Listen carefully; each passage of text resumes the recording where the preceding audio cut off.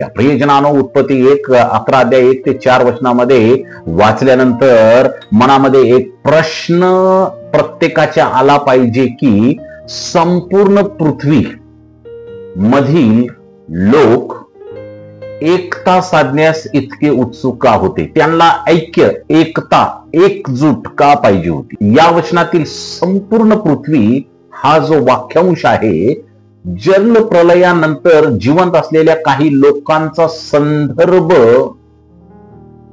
वापरण्यासाठी हा वाक्यांश वापरण्यात आलेला आहे। या वचनात त्यांच्या एकत्र येण्याचे कारण स्पष्ट सांगितलेले आहे। काय कारण होतं ते स्वर्गापर्यंत पोहोचण्यासाठी एक बुरुज बांधू इच्छित होते, जे उत्पत्ती 11 अध्याय 4 वचनामध्ये आम्ही पाहिलेलं आहे।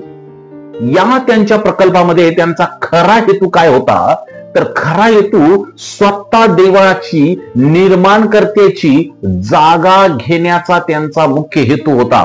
महत्वाचे म्हणजे या सर्व लोकांचा हेतू आणि कृतींचे वर्णन बघा। हे जे काही बोलत होते 1 ते 4 वचनामध्ये, हे या लोकांचं बोलणं आणि बायबल मधील निर्मितीच्या अहवालात जो देव बोलला होता त्या सर्वांचं वर्णन एकसारखंच आहे।